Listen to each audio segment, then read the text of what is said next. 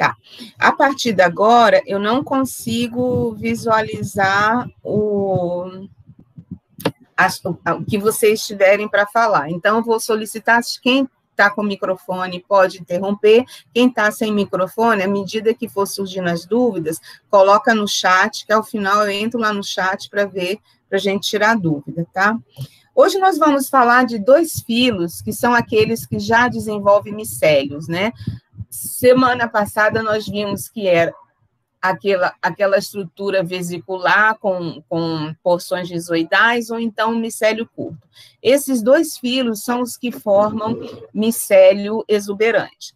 E aí eu vou explicar mais ou menos para vocês. O que acontece? Mucuromicota é aquele que é hoje em dia o gênero onde estão os antigos zigomicota. E a gente vai conversar no início um pouquinho isso. Aqui, de novo, vendo a revisão dos eucariontes em 2020, né, nós estamos aqui, ó, em Opisthoconta, em fungo, né, que é irmão de animal, então fungos e animais estão nessa linhagem aqui, dentro dessa linhagem maior de eucarionte, a Morféia, segundo a revisão de 2020, tá? Quem quiser esse trabalho, é só... Quem quiser qualquer trabalho que está citado aqui, é só anotar e me mandar um e-mail que eu envio, tá? Como toda disciplina, a gente conversa um pouquinho sobre origem e evolução, como que surgiram, né, que é a questão da origem e se desenvolveram. A gente vai falar um pouquinho da caracterização biológica, o que são, como sobrevivem, como crescem, qual a forma que possui, como se reproduzem, porque quando a gente pergunta assim, o que é um fungo? A gente tem que começar falando da caracterização e a biologia dele para definir o grupo. Por exemplo, o fungo é o eucarionte da linhagem Opisthocontae, que se alimenta por ingestão, absorção de nutrientes, né? A sua digestão é externa ao corpo, né? E é um grupo irmão de animal por conta do DNA que ele apresenta, né? E aí tem variados grupos, filos dentro deste, na verdade são 18 filos de fungo nos dias atuais, né?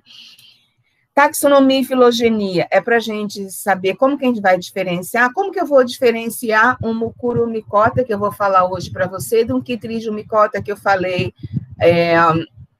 na aula anterior. Quem é parente de quem, né? Aí tem as árvores filogenéticas lá para colocar o grau de parentesco para a gente organizar evolutivamente. Tá? Que é uma das coisas que o Programa de Ciências Biológicas que o MEC solicita, é que as disciplinas sejam dadas de forma evolutiva, do mais primitivo para o mais avançado, seja qual for a disciplina que a gente tem. A ecologia tem mais a ver onde nós encontramos, porque nós vamos encontrar esses organismos onde eles têm recursos energéticos, né? E aí eles têm toda uma estratégia de vida para viver nesse ambiente. Começando aqui pela origem e evolução, quando a gente fala em origem e evolução, a gente volta nos fósseis. Os fósseis nem sempre é o mais antigo, né?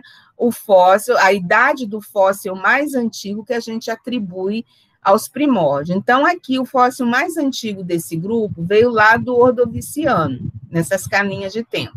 Então, do Ordoviciano para cá, a gente vai ter esse grupo que nós vamos conversar hoje. Ainda é um dos grupos mais primitivos, né? A gente viu que Mucuromicota está aqui, depois saem as Chytridias, né? Que são esses 3 grupinhos aqui, e agora vamos sair os Mucuromicota, em termos evolutivo e primitivo. No Brasil, existem apenas 98 espécies descritas, mas, assim, 98 é pouco, é porque o grupo ele é pequeno, tá? Esse grupo é pequeno. Ainda como zigomicota, ele vai incluir, mais à frente a gente vai ver, nesse ano de 2015, ele incluía o outro filo também que nós vamos conversar hoje, tá? No livro lá do McAuliffe Spatafora, em 2014, ele vai colocar aqui, ó, fungos zigomicoteanos, ou fungos zigomicetes também. Então, o zigomicota já se subdividiu em vários filos e subfilos, que eu vou dar a versão atualizada para vocês, tá? Então, hoje nós vamos mais ou menos conversar sobre esse, semana que vem a gente conversa sobre o outro. Na classificação mais atualizada, o que eu tenho? Mucuromicota, que nós vamos conversar hoje sobre mucuromicotina. Na próxima aula, a gente vai falar de glomerumicotina, tá? Então, mucuromicota é a nossa conversa de hoje no subfilo mucuromicotina. Glomerumicotina é um subfilo que merece uma aula única, tá? E ainda vamos conversar sobre zoopagomicota, que é um outro filo, e dentro de zoopagomicota, nós vamos conversar sobre entomofitoromicotina, só sobre esse grupo, tá? Então, nós temos o que antigamente era chamado de zigomicota, subdividido em dois filos. Dentro desses filos, vou destacar dois subfilos, no caso de mucuromicota, glomerumicotina, aqui embaixo, e mucuromicotina, que a gente vai conversar hoje. E dentro de zigomicota, eu vou conversar aquele grupo que ataca os insetos, tá? Que é a sequência dessa aula. E outros que são simbiontes de artrópodo ou que atacam amebas e ácaros, a gente não vai entrar, porque a gente sempre faz uma seleção, porque são grupos muito grandes, né? Para a gente conversar. Essa tabelinha que está aqui, ela é muito interessante, essa árvore, aliás, não é tabela, porque vai mostrar desde os mais primitivos, ficou faltando aqui Microsporidium micota, né, que estaria aqui, aí a gente vai vindo, a gente chega em zoopagomicota e mucuromicota, tá vendo que está nesse círculo azul? Porque esses dois eram zigomicota antigamente. A gente conversa hoje de mucuromicota, subfilo mucuromicotina, zoopagomicota, subfilo entomofitoromicotina, tá? Glomerumicotina, a gente vai conversar na próxima aula, porque é uma aula bem interessante, tá? Então, essas são as nossas duas conversas de hoje. E o glomero na semana que vem. Aqui de novo, né, mucuromicota, zoopagomicota, então a gente tem só os que estão coloridos que a gente vai conversar na nossa disciplina, né? Então, o subfilo mucuromicotina são chamados fungo dos açúcares. Ele vai buscar açúcares aonde tiver, até no corpo humano ele pode ser um parasita fraco, tá? Glomerumicotina é o principal grupo formador de micorrizas, e a gente vai detalhar isso semana que vem, tá? Esses aqui a gente não vai conversar, ok? Nós vamos conversar hoje sobre os que atacam insetos, você vai ver que, de repente, você já viu esse fungo antes e você não associou, a gente vai conversar um pouquinho, e aí a gente tem os dois outros grupos que a gente não vai conversar, tá? Então, vamos começar em mucuromicota.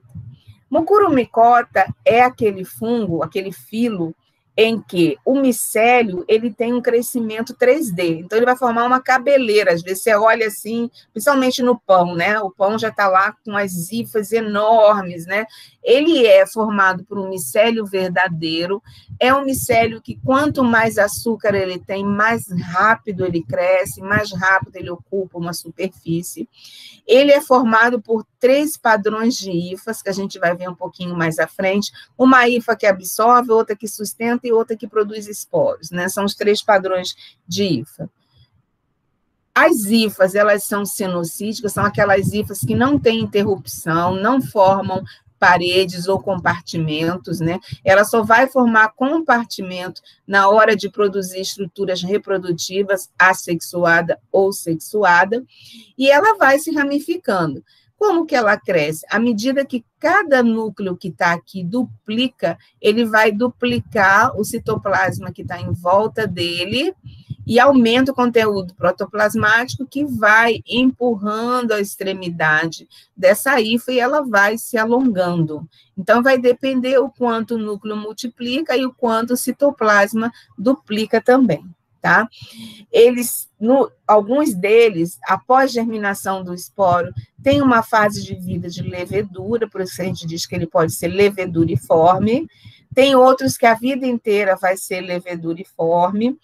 Essa fase de vida de ser leveduriforme, o grupo que mais tem representante de levedura é a ascomicota. Aí a gente vai detalhar lá em ascomicota. Agora, eu só vou antecipar para vocês que o hábito de vida das leveduras são aqueles fungos que fermentam, tem bactéria também que faz isso, mas a maioria são fungos que fermentam o açúcar, produz etanol e libera CO2, tá? Então, ele é um outro tipo de obtenção de energia ou nutriente.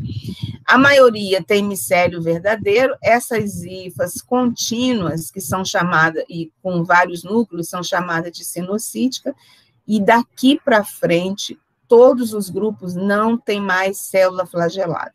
Não existe zoósporo, não existe gameta, tá? São tudo porções da hifa ou células não flageladas, tá? No processo de reprodução. Aonde que esse fungo vai buscar açúcar? Ele pode buscar açúcar no corpo de outro fungo, que tem fungo que são açucarados, tem fungo que secreta mucos açucarados, né? Vai buscar também no seu pão e vai buscar na fruta. A função ambiental desse fungo é simplesmente decomposição no meio ambiente, né, dos frutos que caem, aqueles frutos tipo baga, fruto carnoso, né? Você tem um morango, você tem uma maçã, todos esses frutos que são, que tem a porção carnosa, ele é mais fácil e açucarada de ser atacado por fungos. E outra coisa também que esse fungo faz, inclusive na atividade de você hoje, tem um videozinho para vocês assistirem, que ele vai decompor fezes de herbívoro, porque o herbívoro come celulose, celulose é açúcar, e o resíduo desses herbívoros é composto por açúcares, então ele também vai consumir, decompor no ambiente a fezes desses animais, cavalo, boi, e aí, até não só herbívoro, aves também, tá? Qual é a preferência nutricional? Glicose e sacarose, tá? Então, onde tiver excesso de glicose e sacarose, ele vai atrás. Quando a gente olha essa abóbora aqui, isso aqui é uma abóbora, aqui eu tenho uma abóbora sadia, aqui eu tenho uma abóbora que o fungo começou a atacar para consumir os açúcares, e aqui já tem uma que já foi consumida por completo, né? Então, o que acontece? Aqui está com uma função de praga, mas a função dele é quando essa abóbora se solta para essa parte externa, que é carnosa, é para liberar as sementes, né? E aí essas sementes vão crescer. Então, eles são fungos colonizadores primários, principalmente de estruturas carnosas, em busca de glicose e sacarose. Eles podem ser sapróbios, né, que vão estar atuando em cima de organismos mortos para retirar os açúcares. Eles podem ser parasitas, principalmente de flores, que tenham nectários, tem algumas plantas que produzem muito néctar, né? Então, ele pode atacar essas plantas, e aí essas plantas interrompem o seu ciclo biológico, porque a flor fica... morre, né? A flor acaba morrendo, aí o polinizador não vem, daí vai uma série de outras coisas, que aí eles falam que são biotróficos, né? Que eles atacam organismos vivos. E também pode atacar os cogumelos, como a gente vê aqui em cima, né? Eles atacando. Então, essa característica de crescimento bem exuberante é bem desse grupo. A reserva, glicose e sacarose, que geralmente vem da quebra do amido com as enzimas. Então, lembrada que ele tem, na extremidade das hifas, existem vesículas que têm enzimas digestivas, essas enzimas são liberadas, só que são enzimas específicas para atuar em cima do amido. Quando essas enzimas atuam, fragmenta essa molécula do amido em sacarose e glicose e carboidrato. Então, carboidratos menores, né? Então, todo carboidrato que tenha muito açúcar, ele pode atacar. No meio ambiente, como eu já falei anteriormente, os frutos carnosos, né, são aqueles frutos que eles vão estar buscando, são sapróbios, né, que vão decompor, e são biotróficos, como parasitas, né? Então, a gente vê vários tipos de fruta, quanto mais açucarada, né, mais fácil. Inclusive, quando se alimenta muito o porco com comidas açucaradas, né, milho, por exemplo, que vai o carboidrato, o presunto fica mais açucarado, então ele pode atacar até o presunto na geladeira da gente. Mas a função é a decomposição desses frutos carnosos para que as sementes sejam liberadas, tá? No meio urbano, né, quando a gente abre a janela, vem aquele vento que a gente inspira o vento, né? O que mais tem nesse vento que entra na casa da gente é esporo de fungos. Como em alguns, a gente é mais sensível, a gente espirra. Outros que não são mais sensíveis, ele entra no corpo da gente e quando a gente expira, ele sai, tá? Mas está dentro da nossa casa, é quase impossível você se livrar de esporo de fungo, né? E aí, o que acontece? Você vai encontrar. Então, sempre que tem um crescimento exuberante, como aqui no moranguinho, aqui numa maçã, aqui num tomate, né? Aqui é um outro tipo de fungo, tá? Então, é sempre esse mofo preto, tá? Se for branco, verde, amarelo, é tudo ascomicota, tá? Então, esse mofo preto, com crescimento muito acentuado, tá? Que a gente vai dispor. Dentro de mucurumicota, existe um filo de mucurumicotina, tem uma ordem Mucorales, que toda vez que você lê em qualquer livro sobre zigomicota, ele está descrevendo essa ordem. Então, a gente já sabe que é mucurumicota o filo, do subfilo mucurumicotina e da ordem Mucorales, que é a maior ordem em número de representantes deste grupo.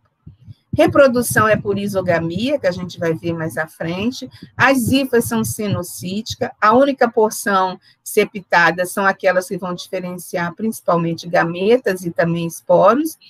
O zigoto, ele vai sempre entrar em estado de latência, vai se transformar em um esporo, daí vai ser chamado de zigósporo.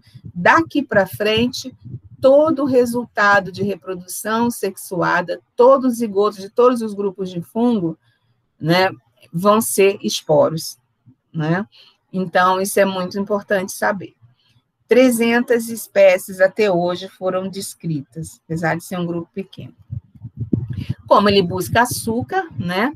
Se você tiver com a glicose desconcentrada e com seu estado de saúde imunológico bastante afetado, o mesmo fungo que está lá no pão pode entrar e se adaptar ao muco que tem nos sinos, né, do nariz, pode migrar para o cérebro, então ele vai ser um parasita facultativo do homem, vai gerar essa doença rinocerebral, que é a mucorumicose, pode gerar sinusite, meningite e cerebrite, né? Então, às vezes a pessoa com a saúde danificada é horrível. E às vezes algumas doenças cutâneas, né, que é a barriga da pessoa, que é o rosto, né, ele cresce, desenvolve e começa a crescer aí, daí tem que fazer um tratamento sério, tá? Essas doenças humanas também podem ser agravadas com pneumonias, pode ser agravada no trato gastrointestinal. Ai, comi um pão que tinha um mofo. Aquele negócio, tem mofo desse pedaço para cá, então eu vou cortar esse pedaço. Não, joga o pão inteiro no lixo. Porque quando você começa a ver, é porque ele já está reproduzindo. Você já está reproduzindo, ele já ocupou o pão inteiro, tá? Então, nenhum alimento que tenha uma porção com fungo, você pode aproveitar. É melhor você jogar fora.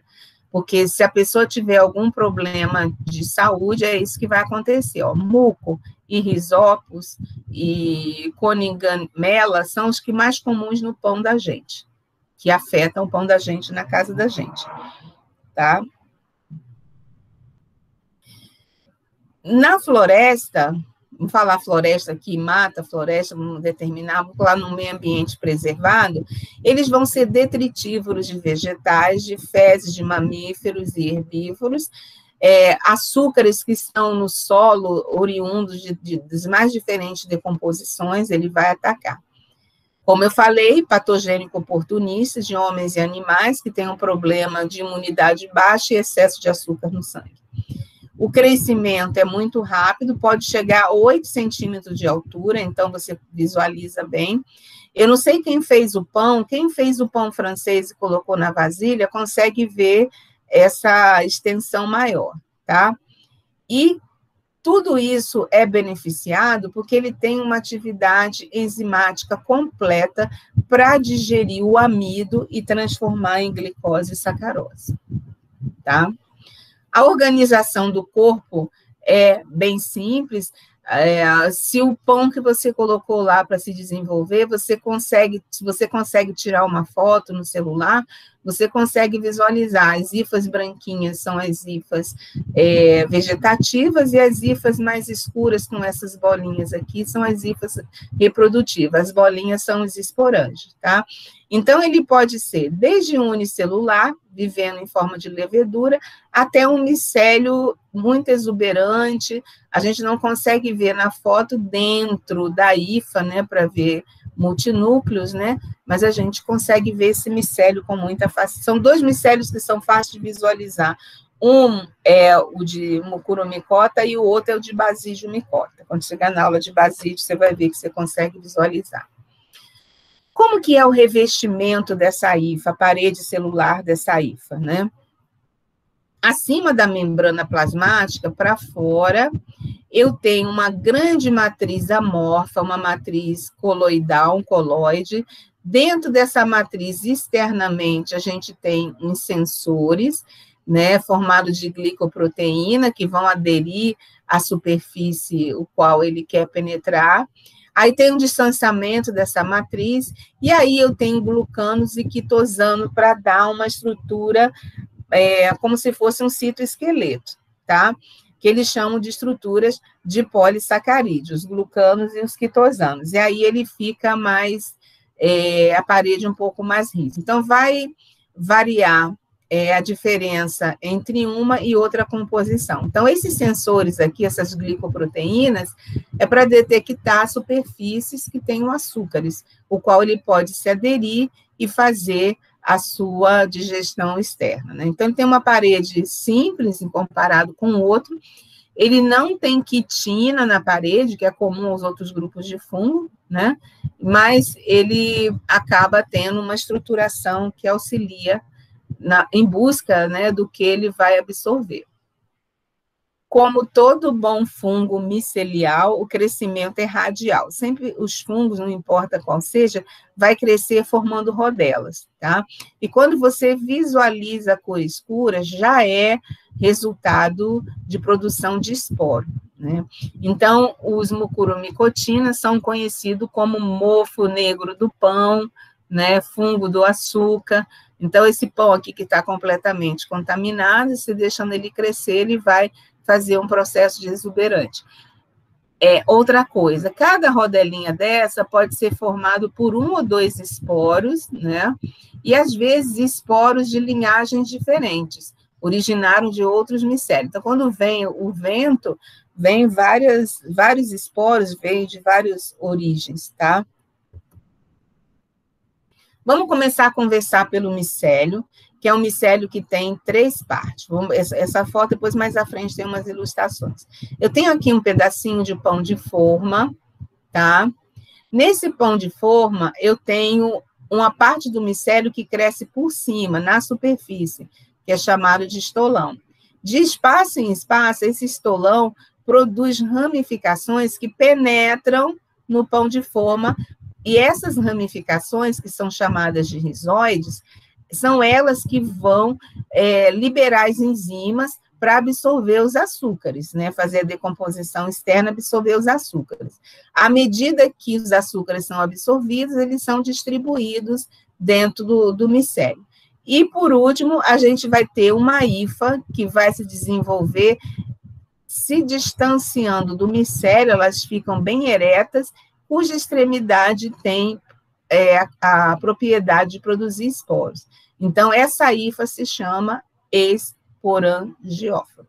Então, é um micélio que tem 3 componentes com 3 funções bem distintas: captar nutrientes, crescer e ocupar a superfície e produzir novos esporos. Então, isso é muito importante. Aqui, de novo, para a gente ver o pãozinho mais os rizóides aqui, o estolão e o esporangióforo, que é aquela hifa reprodutiva. É importante a gente observar, inclusive para identificação, se saem vários esporangióforos ou se sai um esporangióforo de intervalo em intervalo, tá? Quando a gente olha a região das hifas rizoidais, aquela que penetra lá no pão ou na fruta, que vai fazer a absorção dos açúcares, né? A gente vai ver que ela geralmente tem uma hifa principal, depois ela vai se ramificando, né? Aqui é o esporangióforo, geralmente o esporangióforo sai na região onde o micélio produz a hifa rizoidal, né? E a estolonífera continua sempre na superfície do substrato, seja ele qual for, tá? Aqui, só para a gente ver de novo, a região do rizóide, aqui a gente tem o esporangióforo e aqui a gente tem os estolões, tá? Então, óforo quer dizer sustentação de, então, uma hifa que sustenta esporângio. E aí a gente precisa prestar atenção também, mais à frente a gente vai ver, qual é o tipo de esporângio. O mais comum é esse, que tem uma vesícula enorme e produz mais de 100 mil esporos. Você imagina, se um esporângio produz mais de 100 mil esporos, se você olhar aquele pãozinho que você cultivou na sua casa e fotografar, você pode contar quantas bolinhas que tem ali e multiplica por 100 mil para saber quantos esporos aquele fungo está produzindo aí. Tá?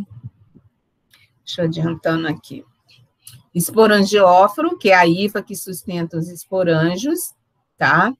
Esse esporângio, ele é fechado, ele tem uma vesícula que o protege, que é chamada de perídio. Por dentro dele, a hifa, ela dilata, fica igual um cotonete, e esse esporângio fica envolvendo essa hifa, tá? E por que isso vai ser importante? Vai ser importante para a dispersão dos esporos. Como esse esporo é produzido no esporângio, ele é chamado de esporangiósporos, tá? Eu sei que é nome a beça, tá? Mas vamos, pelo menos, o esporangióforo, que é a hifa produtora de esporângio.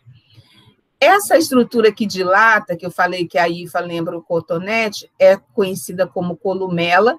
Qual é a função da columela? A columela, a corrente citoplasmática vem forte, ela impulsiona esse esporângio para sair. É como se ela desse um soco, né? A força de um soco. Então, esse esporângio ele vai ser liberado por inteiro, ou então ele arrebenta o perídio e os esporos não saindo. Ele pode ser liberado por inteiro, mas à frente tem umas ilustrações. E arrebenta o perídio. Aqui a hifa estolonífera, que é aquela que vai na superfície externa do substrato, e as hifas rizoidais, tá? De novo, a função ambiental é decompor bagas, drupas e outros frutos carnosos e açucarados, e fezes também. Vocês vão ver no vídeo lá que eu mandei para vocês, que tem uma prática que a professora Fung Shou da USP faz com fezes de cavalo. E nesse vídeo, o que ela... se alguém quiser fazer o experimento, é só me falar, que eu vejo que a professora da veterinária, se ela vai estar lá, e vocês recolhem as fezes de cavalo para poder participar e ver, né? Então, o que consome fezes de cavalo, em tempo real a gente fazia, deixava naquela estufinha ali do lado do ICB1, todo dia de manhã ia lá fotografar, né? Dava bastante. A gente observa que o esporângio, ele está aqui, feito uma lentilhazinha, né? Um feijãozinho preto aqui, que não é muito redondo nesse caso. Abaixo dele tem uma vesícula, e essa vesícula é preenchida por água. Então, quando os raios do sol batem, o que vai acontecer? E vai aquecendo, não precisa estar batendo diretamente, porque mesmo no ambiente sombreado, o raio do sol está entrando. que acontece? Vai aquecendo essa água e essa vesícula estoura e libera esse esporanjo para uma distância maior. E aí, uma vez no solo, o envoltório dele, que é o perídeo, se rompe e os esporos vão se romper. Então, esse fungo aqui, que tem essa vesícula subesporangial, no esporangióforo, o esporangióforo vem aqui, desenvolve uma vesícula, tá?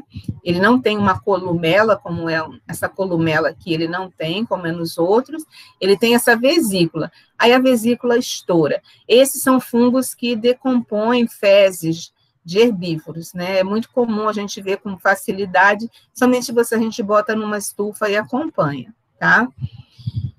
Às vezes, aqueles que têm columela, que é aquela dilatação dentro do esporanjo, que a corrente citoplasmática corre para expulsar ou arrebentar esse perídeo aqui, ou então liberar todo o esporanjo de uma vez, tá? Ele pode ter uma dilatação, e essa dilatação, aqui uma películazinha na base da columela, que é essa dilatação da hifa, que vai ter a função de abrir ou liberar o esporanjo, a gente chama de colarete, tá? Então, são terminologias que vai ser importante. Se a gente tivesse uma aula em tempo real, eram coisas que a gente iria procurar no microscópio para identificar os genes. Fazendo aqui a retrospectiva, micélio tridimensional, hifas vegetativas e reprodutivas eretas, tá? Por isso que dá esse aspecto de um bombril, às vezes. Vamos ver os gêneros mais comuns que vocês podem encontrar no seu pãozinho, na cebola. No roteiro que eu mandei para vocês, tem um item lá, cebola, quem quisesse fazer, né? O mucor, tá? E o rhizopus, eles são muito comuns no pão da gente. Qual a diferença? O mucor sai 1 esporanjo por vez, o rhizopus sai 3 esporanjos por vez. Tá? Os dois têm columela, ok? Esse tem colarete, esse não tem colarete. Então, são bem... Mas só o fato de você saber que sai 1 e aqui sai 3, você já colocou em 2 gêneros diferentes. O Taminídeo, não sei se você já viu aquela borra preta que aparece na cebola, né? Nós temos os catafilos da cebola, o mais externo é bem desidratado, o primeiro interno hidratado, que ainda não desidratou, o fungo entra ali, penetra, se desenvolve, e ele forma um esporangióforo com 2 tipos de esporanjo. Um esporanjo que produz aqueles 100 mil esporos, e também esporangíolos. Esporangíolos chega no máximo, se não me engano, a 100 esporos, acho que tem mais à frente, tá? Então, aquela borra da cebola, aquele taminídeo, que é um material também que a gente faria na aula prática. Teve um aluno uma vez que falou para mim, nossa, professora, toda cebola que a gente vê no supermercado tem essa borra preta, né? Mas, assim, a garantia que a gente dá, que como é catafilo, é uma camada dentro da outra, se você tirar essas camadas contaminadas, aí você não tem problema com as camadas íntegras que ficam mais pelo meio. O rhizomucor, ele sai aqui, ó, como o mucor, só que na parte superior ele se ramifica com vários esporanjos, tá? Por isso que eles botaram o rizo, porque sai e, mucor, porque sai um só, e rizo, porque se ramifica. Aí botaram esse gênero rhizomucor. E coanéfora é um dos tipos que a gente encontra, principalmente na natureza, ele não se adapta muito bem na casa da gente. A columela, o esporangióforo é curvo e os esporos têm umas fimbrazinhas do lado de fora. E o decompositor de fezes é aquele que tem aquela vesícula, que à medida que o sol aquece, ela expulsa o esporanjo inteiro para distante dela, né? Rola uma velocidade. Não sei se eu mandei para vocês o vídeo que o cara calculou a velocidade, eu acho que não mandei, não. Que tem um vídeo que uns loucos calcularam a velocidade que o lançamento desse esporanjo tem, né? Até aqui tranquilo, para ver a importância dos esporanjos na definição de gêneros, as partes do corpo. Tem alguma dúvida? Eu não consigo ver o chat, gente. Ah, tá tranquilo, professor. Tá, ok. Então, vamos continuar aqui. Mais um pouquinho termina e eu começo o outro grupo. Reprodução vegetativa é aquela história de fragmentação. Ah, eu peguei um pãozinho, tinha um mofo do lado de cá que eu estava vendo, do outro lado não tinha, mas já estava contaminado. Aí você vai quebrar, jogar aquele que você vê o mofo fora, e o restante do micélio que ficou lá vai continuar crescendo. Ele é fragmentado, mas ele vai se recuperar, né? Então, isso é muito comum. Fissão binária é quando cada núcleo estimula a sua divisão em 2 núcleos, que vai estimular o citoplasma a duplicar, o citoplasma que está ao redor dele. Não chega a ser uma fissão binária propriamente dita, como a gente vê nos outros grupos, né? Reprodução assexual, aquele monte de esporângios, ainda vou ver mais alguns, que a gente viu que produz assexuadamente, né?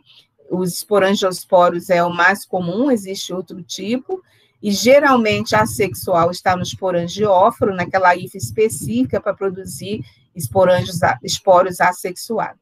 E isogamia a gente vai ver 2 hifas que se encontram lá no seu pãozinho, que são compatíveis, vão resolver se fusionar e formar um zigoto.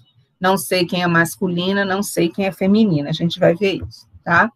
Com relação à reprodução, eu vou ter aquela vegetativa, duplicação de núcleo, a fragmentação do micélio, eu vou ter a formação de esporos, tá? E eu vou ter a formação de reprodução sexuada. Só voltando aqui, o esporângio, que eu falei, aquele de 100 mil, está aqui, o mero esporângio a gente vai ver mais à frente, e os esporangíolos também, a gente vai ver na sequência. Reprodução sexuada, que também a gente vai ver na sequência, ela é por isogamia, quando 2 hifas se encontram e se fusionam. Às vezes, a hifa se prepara para reproduzir sexuadamente, mas ela não encontra a hifa compatível, né, o parceiro querido dela, ela vai pegar aquele conteúdo que ela diferenciou e vai transformar num esporo. Tem gente que bota a zigósporo lá e a sexuada, mas a maioria deixa aqui porque foi um conteúdo que se diferenciou para uma reprodução sexuada, tá? Voltando aqui na sexuada, nos esporângios e esporos, aqui de novo o esporângio, a columela, aquela porção que dilata e o citoplasma dá um impacto, esse esporângio vai produzir em torno de 100 mil esporos, os esporos são chamados esporangiosporos, tá? Pode arrebentar o perídio, que é essa película, ou ele pode já liberar o esporângio tudo junto. Esses esporos, geralmente, na maturidade, eles são escuros, por isso que o pão vai ficando marrom, ficando preto, porque é a coloração do esporo que você viu, tá? Aqui, a columela, o 3D, né, teria essa vesícula envolvendo, a gente não conseguiria ver por transparência, e a gente vê a columela melhor quando são formados. Os esporos são produzidos por mitose, tá? Aqui numa microscopia eletrônica, né, o esporângio fechado, o esporângio aberto, o perídio arrebentando aqui.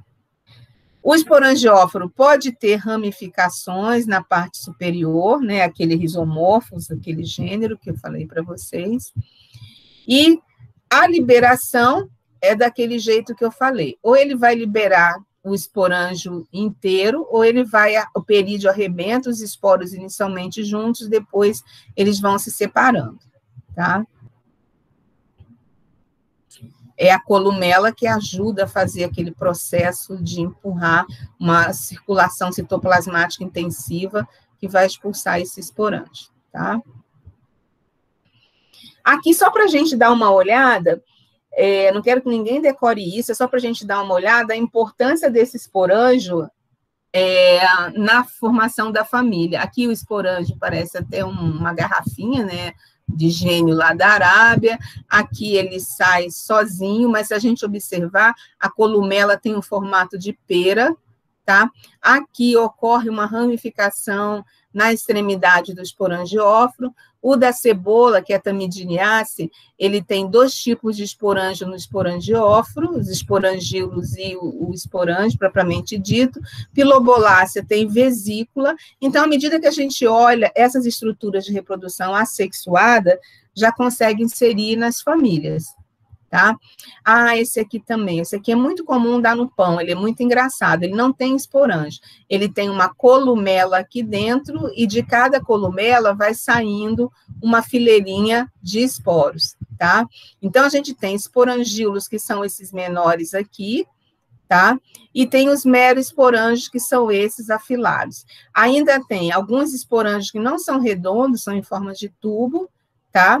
E esses esporângios podem correr na extremidade do esporangióforo ou no meio do esporangióforo. Só voltando aqui, ó. Aqui os esporangíolos são intercalares, na metade do esporangióforo, né? Então, tem que a gente ver os tipos de organização, que é importante, tá? Esses que têm esses esporângios diferenciados, a gente observa aqui, ó, as famílias também se diferenciam. Então, achando o esporângio de reprodução assexuada, a gente encontra bastante. Ali no bosque, algumas vezes a gente encontra isso aqui, principalmente naquela jaqueira que tem ali perto do ICBU, a gente encontra esse tipo daqui do Cunanguemelace, tá? Então, as famílias vão se diferenciando pelo tipo de esporangióforo, pelo tipo de esporângio que está nesse esporangióforo, né? Se é esporângio, se é meroesporângios, tá? Ou se é esporangíolos. Isso é importante.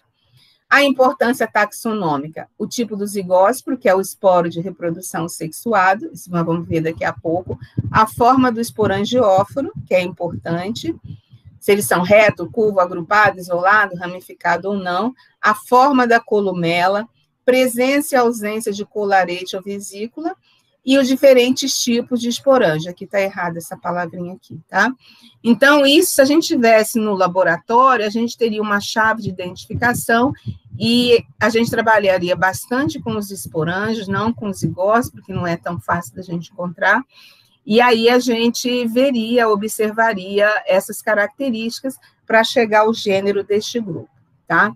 Sempre com glossário, eu já falei no primeiro dia de aula que tem um glossário de fungo específico, a versão do Biologia Vegetal, lá no final também tem um glossário, a gente sempre trabalha no intuito, assim, de a gente não ficar uma decoreba, mas entender a função, que isso é importante, tá? Observar o material durante a aula prática. Infelizmente, a gente está fazendo desse tipo virtual, mas os videozinhos são bem interessantes que eu passei para vocês, tá? Reprodução sexuada. Eu tenho duas formas. Um micélio que se reproduz com outro, que vão ser hífas heterotálica e fecundação cruzada, e um micélio que sofre autofecundação, que são as hífas ou micélios homotálicos, né? Já falei que no pão, aquelas rodelinhas pode ser 1, 2, 20 esporos que caiu ali e germinou, tá? E aí você precisa saber se a espécie que está ali é heterotálica ou homotálica, né? Eu vou explicar aqui o processo reprodutivo, mas na hora que eu for repetir o ciclo, vai ser essa mesma figura, tá? Vocês vão entender por quê. Aqui eu tenho, no caso heterotálica, eu tenho uma linhagem A, uma linhagem B, tá? Tá em cinza e branco. As hífas, elas se diferenciam internamente, seu conteúdo citoplasmático, então elas entram em contato entre si. Eles chamam de positiva e negativa, porque não sabe quem é masculino, não sabe quem é feminino. Se elas forem compatíveis, elas vão se fusionar. Se elas não forem compatíveis e não conseguirem encontrar com mais nenhuma, essa extremidade vai virar um azigósporo, tá? Mas vamos supor, elas são compatíveis, se encontraram, formaram um zigoto, esse zigoto se transforma em um esporo, que é chamado de zigósporo, ele é diploide, e aí ele cai de novo lá em cima do seu pãozinho, ou é levado pelo vento, seja lá o que for a dispersão dele, o vento é ótimo, né? E esse zigósporo, quando ele germina, ele passa por um processo de meiose e forma um esporângio. Aí, este esporângio vai formar os esporos. Ele não germina direto no micélio, ele germina em um esporângio, tá? Então, isso é importante, porque lá no seu pãozinho, o pão está crescendo, se consumindo e está tendo a produção de esporângio continuamente. Quando que vai ocorrer a reprodução sexuada? Quando os recursos já estiverem esgotados, quando o seu pãozinho não der nada mais para esse para esse fungo, ele vai entrar em reprodução sexuada e vai formar esse zigósporo que pode perdurar por muito tempo, tá? Como que ocorre isso? A linhagem A, botei positivo, a linhagem B negativo. Elas se conectam, se elas forem compatíveis, elas diferenciam a extremidade, aí sim surge um septo, e essa região que se diferenciou e ficou septada se chama gametângio. Aí ela vai se fusionar, formar um zigoto, esse zigoto cresce e vai produzir uma parede bem espessada, e aí se transforma em um esporo, tá? Aqui numa foto de microscopia, né, se conectando, formando o gametângio, aqui já fusionou, toda a parte que ela se conectou já fusionou, é o zigoto, daí ela aumentou de tamanho e espessou a parede, é o zigósporo, tá? Essa reprodução é chamada isogâmica, porque eu não sei quem é masculino, não sei quem é feminino, tá? Aqui só para ver umas fotos de microscopia, o pessoal de material de cultura, né? Aqui já formando os gametângios, aqui os gametângios individualizados, o zigoto, né, fazendo o processo, e aqui o zigósporo, tá? Esse aqui é um daqueles funguinhos que atacam o pão da gente. Aqui é a mesma coisa, positivo, negativo, os gametângios formados, aqui ele jogou uma coloração para mostrar que o conteúdo de reprodução sexuada, ele vai diferenciar de um conteúdo vegetativo, ok? Alguns zigósporos, as hifas se desenvolve e envolve eles nessas projeções que se chama projeções hifálicas, tá? E outros, os zigósporos são expostos, tá? Aqui está diferente fase, né? Início do zigoto, o zigoto desenvolvendo, e aí o esporo sendo formado, tá? Sempre esse zigósporo, quando germinar, vai formar um esporângio, tá? Toda vez que o zigósporo germinar, ele vai formar um esporângio, ok? Ele não vai germinar em um micélio. Sempre é a formação do esporângio, aí esse esporângio forma esporo, aí esses esporos é que vão originar o micélio. A reprodução sexuada não forma direto o micélio, forma um esporângio. Aqui a mesma figura que eu falei para vocês, né, que o ciclo, na reprodução assexuada, o esporo caiu, forma o micélio. Só quem forma micélio são germinação de esporos que venha de um esporângio. Por isso que o zigósporo, quando germina, sofre uma redução, vai criar um esporângio haploide, e aí esse esporângio é que vai formar os esporos que vão formar o micélio, tá? Concluindo esse item de mucurumicotina, desse subfilo, eles são fungos cenocíticos primitivos, o micélio é verdadeiro, um crescimento rápido, né? As hifas são tridimensionais, as rizoidais, as estoloníferas, o esporangióforo, não existe nenhuma fase do ciclo de vida estrutura flagelada, eles são grandes produtores de esporos assexuados, e esses esporos se desenvolvem em esporangióforos, principalmente o esporangiosporos, que vem daquele esporangio que produz 100 mil esporos, reprodução sexuada por isogamia, gerando o zigósporo, e a germinação do zigósporo será sempre um esporangio, tá?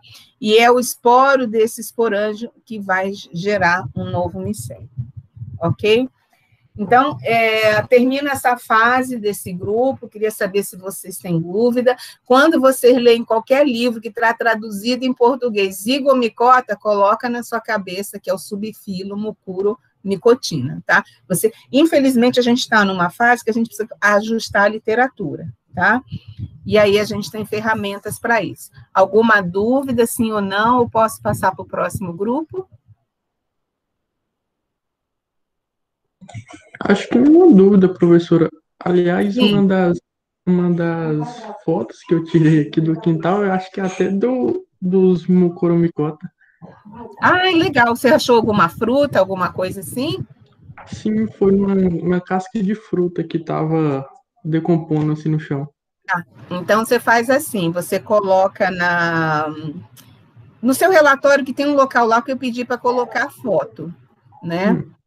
Aí você coloca no seu relatório, e aí eu te digo, ok? Ou então, na próxima aula, antes da gente começar, você compartilha, tá? E a gente dá uma olhadinha. Pode ser? Pode ser. Eu posso até compartilhar agora, se quiser, depois da aula. Pode? Então, deixa eu sair e você compartilha. Espera aí, sair aqui para a apresentação. Compartilha aí a sua tela.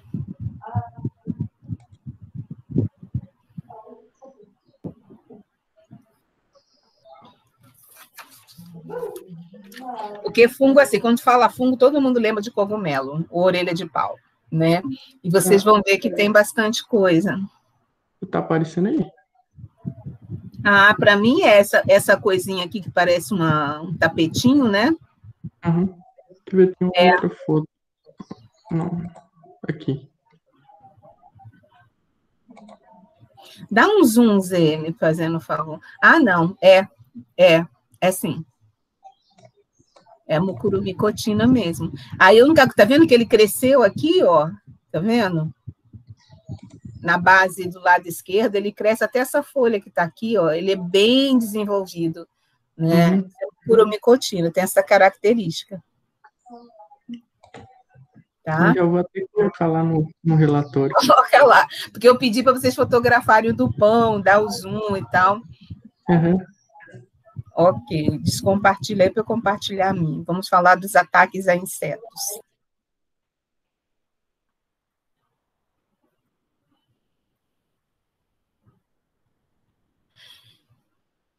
Zoopagomicota. Existem 3 filos de zoopagomicota. Três subfilos.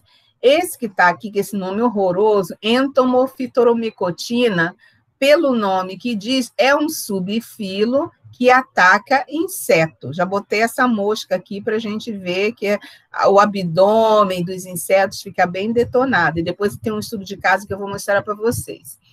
Em zoopagomicota, existem mais 2 subfilos, um que ataca ameba e ácaro, e o outro que é simbionte de artrópode, tá? Antigamente, ele era inserido em mucurumicota, ele vai estar aqui, ó, em 2014, ele estava como filo, né? Dentro daqueles grupos de zigomicetes, antigamente, peraí, pegar o laserzinho. Antigamente era tudo zigomicota, né? E aí, com a evolução, né? Esses são os 3 subfilos de hoje em dia. Com a evolução, a gente separou os outros 3, zoopagomicota, tem esse subfilo específico que parasita inseto, né? Faz parte desse filo. Ah, faltou a setinha. Tudo era zigomicota, aí separou em 2 filos, e agora a gente vai conversar sobre esses que atacam o inseto. Não vamos falar de artrópodes, nem vamos falar de parasitas de ameba e ácaros, tá? Porque, como eu falei, os filos são 18 filos de fungo. Dentro de cada filo, você tem subfilos, e dentro desses subfilos, às vezes, é uma novela. Então, eu selecionei alguns, né, para que a gente pudesse conversar. Quem são os zoopagomicota como um todo? Parasita de amebas e pequenos animais, parasita de insetos, simbionte de artrópode. Nós vamos focar aqui, ó, nos parasitas de inseto. Esses parasitas de inseto também podem atacar o homem, pode atacar cão, cavalo, anfíbios e répteis. Aí, voltando sempre para o sistema imunitário ruim, tá? Também pode contaminar anfíbios, a gente vai ver mais à frente, tem uma ilustração, porque muito anfíbio come algum inseto infestado, aí o fungo passa para ele, né? E aí vai a corrente da vida aí dentro do sistema, né? Dentro dos 3 subfilos, nosso foco é nesse, que são os fungos insetívoros, acabamos de ver o fungo do açúcar, né? Agora vamos ver os fungos insetívoros. Dentro do subfilo, eu tenho a principal ordem, que eu vou conversar com vocês. Agora eu lembrei, tem que separar, eu tenho um livro antigo que tem um texto só sobre essa ordem, que é bem interessante, porque a ordem não mudou, a ordem é a mesma, o que mudou foi lá em cima o filo, o subfilo, tá? Eu vou separar e vou mandar para vocês. São 11 gêneros, 200 espécies, eles são parasitas obrigatórios de inseto e facultativo de outros grupos, tipo homem, mamíferos, né, e anfíbios, eles são facultativos, mas de inseto eles são obrigatórios, tá? Insetos, eles vão atacar adultos e larvas, né, desses insetos, lembrando que, acho que tem um slide mais à frente, que não é só esse fungo que ataca inseto, tem outros, tá? E ocorrem predominantemente nos trópicos e subtrópicos. Se a gente pensar em elevada biodiversidade, trópicos e subtrópicos é onde tem a maior elevada biodiversidade de fungo. Por quê? Porque, consequentemente, a gente tem a maior biodiversidade da vegetação. Se o fungo tem relações interativas com essa vegetação, onde tiver maior biodiversidade de espécies de plantas, nós vamos ter maior biodiversidade de fungos. A Amazônia, o dia que eles estudarem a Amazônia, a gente vai ver uma coisa de louco. O professor Jair, que eu trabalho com ele falou que quando ele está no Rio Grande do Sul, quando ele veio, que ele chegou aqui no Centro-Oeste e foi para a Amazônia, ele falou que ele chegou na Amazônia e ele já não conhecia mais nada, ele já tem 20 e tantos anos que ele trabalha. No Centro-Oeste, a gente está em transição entre coisas amazônicas, coisas que são do Centro-Oeste, coisas que tem no Sul. Então, nós estamos numa região bem intermediária, né?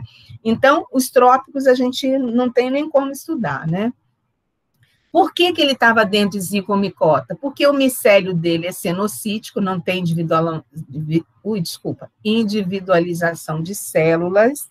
Agora eu tenho que falar mais devagar, gente. Se estiver falando rápido, vocês me avisam. Ele tem uma vida parasitária efetiva, tá? Preferencialmente no trato intestinal dos insetos. Eles atacam o trato. A primeira foto que eu mostrei para vocês era uma mosca com o abdômen esbranquiçado, todo ferrado já pelo fungo. Então, por ele ter o micélio cenocítico, achava que estava tudo inserido em zigomicota, né? Esse grupo produzem micélios, mas quando o esporo germina em uma célula. E essa célula passa um tempo sendo uma levedura, ou seja, consumindo o que está no exoesqueleto do inseto, tá? E à medida que ela vai produzindo o etanol, esse etanol vai perfurando a parede do inseto. E aí ela cresce para dentro do inseto, desenvolve rizóide, forma como se fosse uma âncora dentro do inseto e forma um micélio lá dentro, tá? Os esporos são muito resistentes, eles podem vir do solo, eles podem vir dos organismos vivos ou de organismos recém-mortos. Se o organismo morto lá ficou no solo, ou numa folha, sabe lá onde ele morreu, à medida que ele vai sendo deteriorado, os esporos vão ficando no solo. Bater um vento, o esporo levanta, né? Porque os esporos de fungo, eles são bastante leves, né? Então, o material pode se contaminar. A levedura, ela vai ter uma atividade enzimática externamente no exoesqueleto do inseto lá. Então, na fase inicial, que o esporo germina, ela vai ser uma levedura, ela vai viver externamente como um organismo unicelular, depois, a fase vegetativa total ou parcial como levedura, ela vai começar a desenvolver, vai fazer com que esse material orgânico que ela conseguiu externamente possa alimentá-lo o suficiente para ela fazer o processo de abertura desse exoesqueleto com as enzimas digestivas que ela produz, e aí vai internamente crescer dentro do inseto um micélio na região do abdômen, que é uma região mais fragilizada. Se a gente observar, o abdômen ele parece articulado. Parece não, ele é articulado, ele tem uma região mais espessa, uma menos espessa, para que, inclusive, o inseto possa fazer o processo de cópula, né? Então, aquela zona de fragilidade ali do abdômen vai fazer isso. Esse trabalho, quem quiser eu passo, são de 2 brasileiros que fizeram, eles colocam, como eles trabalham com insetos, né? Eles colocaram aqui a classificação mais antiga. Então, aqui, como zigomicota, tá difícil, eu sei que tá pequenininho para ler, que até no presencial o artigo é pequenininho. Aí, o que eu fiz? Coloquei aqui quais são as ordens, né? Então, aqui, ó, esse grupo de entomorfitoromicotina, né? Ele vai atacar Dermaptera, Orthoptera, Hemiptera, Coleóptera, Hymenoptera, Diptera e Lepidoptera, né? O que o pessoal mais estuda neles são as moscas, as dípteras, né? Não sei porquê, mas tem estudos de todos os outros grupos ele atacando. E aqui em cima a gente tem vários outros grupos que atacam inseto, outros grupos de fungo. Quando chegar em Ascomicota, a gente vai conversar também, que esse de Ascomicota tem bastante ali no bosque, né? A gente acha uma coisa muito engraçada, porque a primeira vez que você vê, você acha que não é nenhum fungo. Então, mas esses que atacam os insetos, né, que nós vamos conversar aqui hoje. Geralmente você vê na mata ou no solo da mata esses insetos assim todos estourados, né? E aí são esses fungos, porque ele explode o inseto de dentro para fora. Ele produz como se fosse uma mini bomba de hidrogênio. Então, ele vai explodindo aqui. Vamos ver, quando ele quer liberar os esporos, ele começa a explodir a quitina do inseto, tá? Nós vamos conversar um pouquinho sobre a principal família, as outras, até vem aqui no final, tem um exemplo de Basidiobolaceae, mas a maioria das informações são essas específicas de inseto, tá? Sempre levedura, mas micélio. Levedura fica meio que limpando, dá uma de boazinha lá, limpando o exoesqueleto do inseto, depois ela produz enzimas, produz o etanol que perfura, aí ela cresce para dentro do inseto, produz os rizóides, né, ancora lá dentro e o micélio cenocítico começa a crescer e a retirar todos os tipos de alimento. Então, só lembrando aqui novamente que levedura é uma atividade fermentativa de substrato, tá? O resultado é álcool, CO2 e alguns ácidos. Ó. Na aula de levedura, lá em Ascomicota, onde estão 90% das leveduras, a gente volta a isso. A reprodução é por gemulação, a célula começa a brotar, formar várias novas células, e algumas vezes há um processo de reprodução isogâmica, tá? Aqui o abdômen, né, para a gente ver que já está estourado, aqui também, mas isso aqui já é ação do micélio, não da levedura, tá? E esse micélio vai de dentro para fora fazer essa liberação explosiva. Aqui, só para a gente ver, as leveduras, né, são bem redondinhas, bem pequenininhas.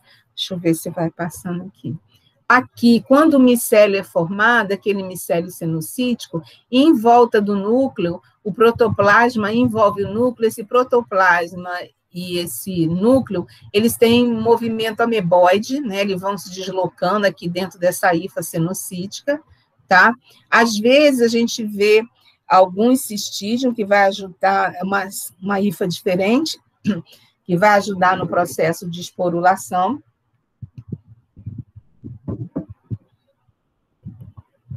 E esporângio, mas a gente vai ver que esse esporângio, ele é diferente, tá?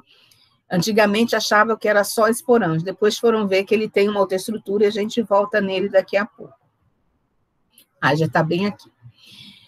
Se a gente pensar que essa parte preta é a quitina do inseto, e isso aqui é o micélio que estava no abdômen do inseto, que rompe essa parte preta por secreção de uma substância mucilaginosa que tem a mesma constituição de uma bomba IH, ele arrebenta essa parede do inseto, aí ele emite o esporangióforo.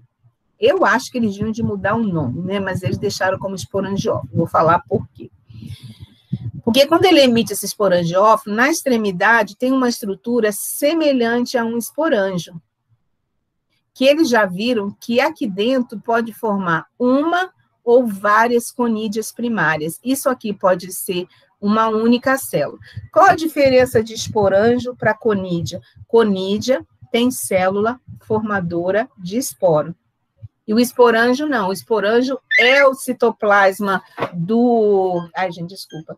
O esporângio é o citoplasma da célula que vai circundando os núcleos, a multiplicação de núcleo e formando uma parede, tá? Enquanto que conídea tem uma célula produtora, ela é uma célula que vai produzir vários esporos. Então, na hora que aquele esporangióforo forma a extremidade, essa célula que está aqui, ó, inclusive ela tem uma projeçãozinha que está aqui, é uma conídea, porque ela vai brotar outras células. Ela não é um esporo propriamente dito.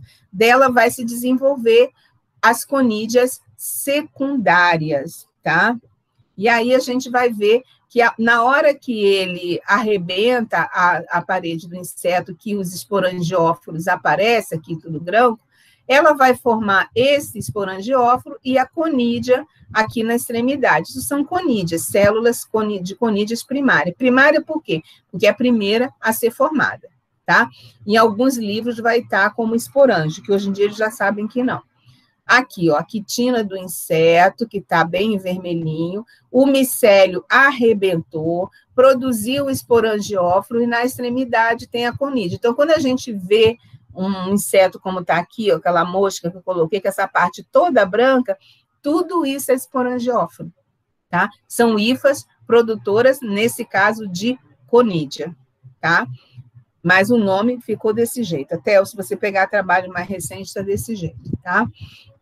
O que vai acontecer com essas conídeas primárias? Ela tem um biquinho, né, que seria a região que ela estava conectada com o esporangióforo. Aí, o que ela vai fazer?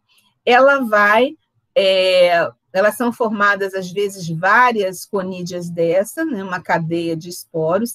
Ela vai se desenvolver e formar uma célula que a gente chama de célula conidiogênica, e essa célula vai formar vários esporos, tá? E esses esporos vão ser chamados de conidiosporos. Então, quem vai produzir o esporo que vai disseminar a espécie? As conídeas secundárias. De onde vêm essas conídeas secundárias? Originárias das conídeas primárias. De onde vêm as conídeas primárias? Elas são formadas no esporangióforo, tá? Aqui, ó. Todos os esporangióforos formam uma conídea primária. Aí ela vai, as conídeas primárias têm um biquinho, ela vai gerar a conídea secundária, aí a conídea secundária que vai formar os esporos, esses esporos se soltam daqui, são levados pelo vento, ficam no ambiente, parará, são esses esporos que vai germinar numa levedura para depois atacar o inseto, tá? Deu para entender ou ficou confuso?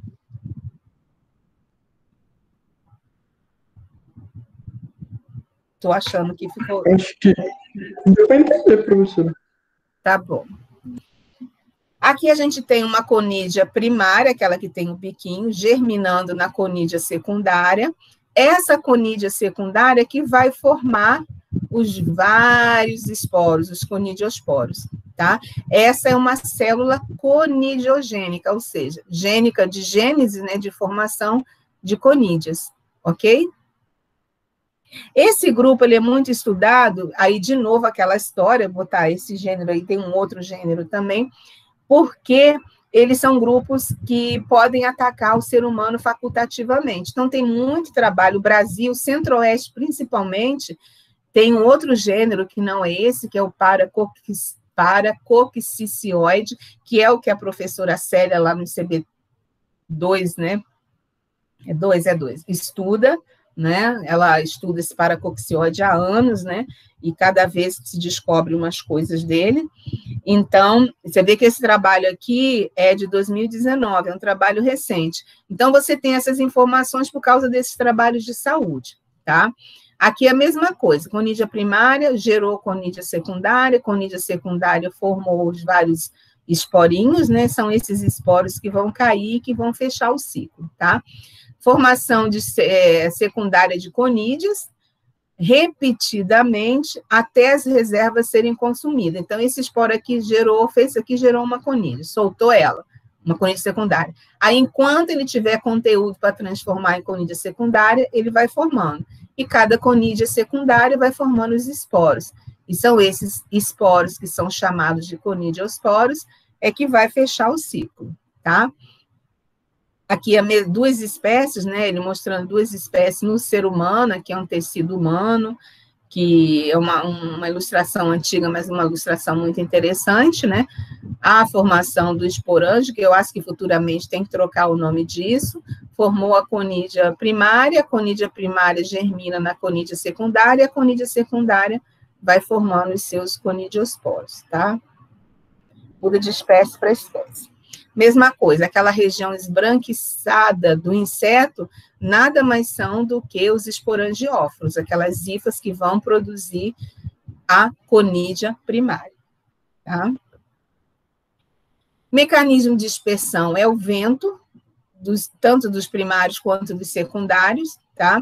A liberação por processo explosivo, quando ele quer sair, ele entrou, consumiu todo o abdômen do inseto, né? Ele consome o quê? Principalmente açúcares, né? E aí, quando quer sair, nos intervalos entre essas carapaças do abdômen, ele vai explodir a região de fragilidade. Então, toda essa parte branquinha aqui são as hifas que vão produzir, os esporangióforos, que vão produzir as conídeas primárias. Aqui é a germinação, né, a germinação de um esporo, a atividade enzimática, ele começa a produzir substância para ele limpar os resíduos que estão aqui, e depois ele explode a parede do inseto para entrar, tá? Tem muita gente estudando esse grupo para controle biológico de praga, mas a preocupação de estudar o controle biológico de praga nesse grupo é porque é ter o cuidado que não é só sair por aí jogando esporo dessas coisas para matar inseto, né? Tem que ter todo um cuidado, todo um procedimento, né? Essa conídea, quando ela é liberada, a liberação também é explosiva, quando sai o esporangióforo lá, né, para liberar a conídea primária, ele vai explodir. E esse esporangióforo, né, ele é recoberto por uma substância mucilaginosa que facilita essa substância de detonar lá com o abdômen do inseto. Os esporos podem ter vários formatos, tá? Esse é um trabalho, eu gosto muito desse trabalho, Eli et al. 2018. Ele fez com drosófila. A letra A é um inseto saudável, uma drosófila saudável, aqui, ó, região dos intestinos, aqui o detalhe da região dos intestinos. E aí, o que ele faz? Ele contamina esse inseto e vai observando. 24 horas, já começa a ficar meio mal. 48 horas, muito mal. E vai só piorando. Quando chega a 96 horas, o bicho já morreu, tá? É uma coisa extremamente rápida, né? Aqui é a mesma coisa, o controle, e aí ela já começa a fazer o processo de detonar com o abdômen do inseto, tá? Aqui no caso da drosófila. Em tempo real, a gente às vezes faz isso, a gente encontra um material, por exemplo, no bosque, ou alguém encontra algum material assim, a gente tenta encontrar um outro inseto semelhante, coloca esse inseto numa vasilhinha aqui, coloca um alimento e um pouquinho de água aqui embaixo, né? Se não tiver, aqui está mandando botar água com agar, mas se não tiver, você pode só colocar água com um pouco de gelatina, tá? Para esse inseto receber essa água. Aí a gente pega o inseto doente, macera ele, que é para liberar os esporos aqui dentro, e tampa. Faz uns furinhos na tampa, que é para o inseto respirar. E a gente vai acompanhando até o inseto morrer. A gente faz, quando a gente encontra, a gente faz isso no laboratório. É bem interessante também, tá? Que a gente vai observar que esse inseto não é morrer porque morrer, caiu durinho lá sem o abdômen estar estourado, não quer dizer nada, teria que pensar o que aconteceu. Mas a gente consegue observar a ruptura do abdômen nele, tá? Então, isso dá para a gente fazer em uma semana, de uma aula para outra. Reprodução isogâmica, da mesma forma que o mucuromicotina, duas hifas se encontram, formam um zigoto, o zigoto forma um zigósporo, né?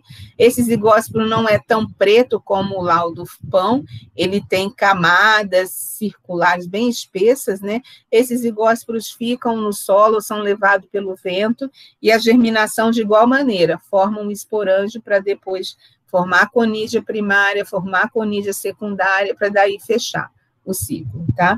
São todos homotálicos, eles não precisam encontrar outro micélio para se reproduzir, ok? Que já facilita a vida. Aqui o zigósporo, né? O zigósporo germinando em tempo hábil, vai formar o seu esporângio, ok? E aqui o ciclo que é extremamente fácil, né? O inseto detonado libera as conídeas primárias, conídea primária cresce, forma conídea secundária produz esporo, o esporo cresce aqui em forma de levedura, entra dentro do inseto, explode a parede do inseto e entra pelo abdômen, consome toda a parte interna do abdômen, depois explode ele para sair e liberar, com o seu esporangióforo, liberar suas conídeas primárias. É um ciclo bem simples, né? E bem tranquilo.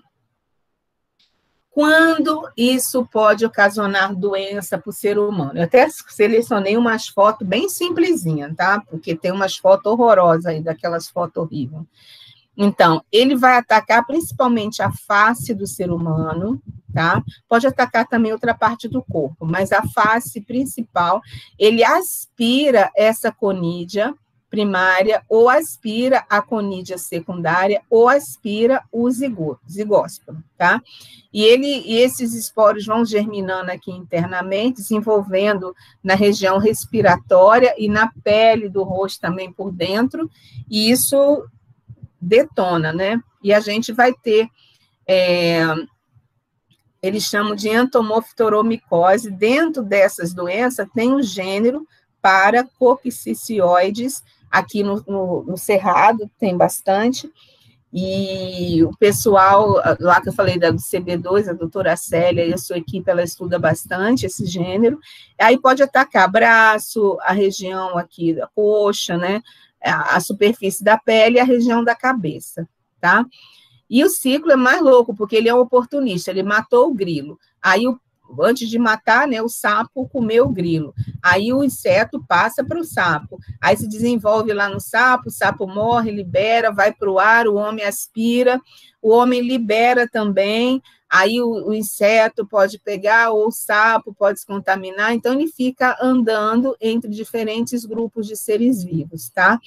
Então, é uma doença muito agressiva, que muitas vezes leva à morte, porque fungo é meio difícil da gente se livrar.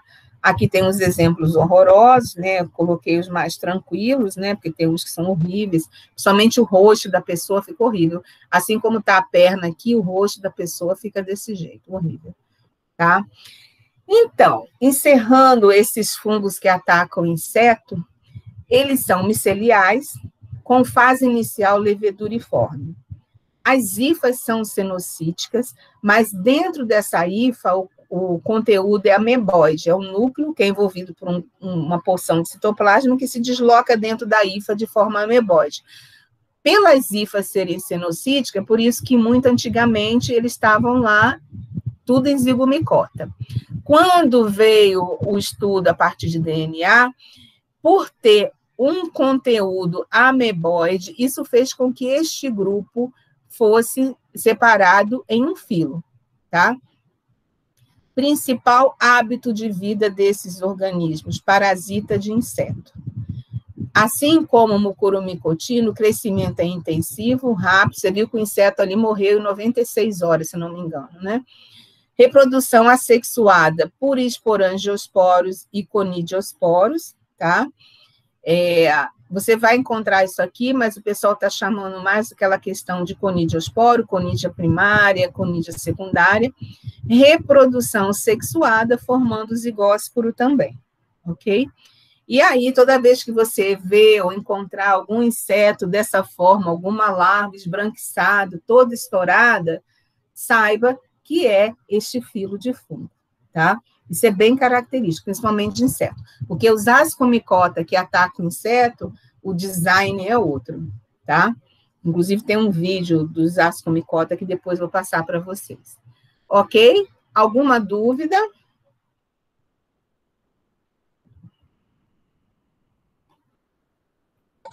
Não, professor.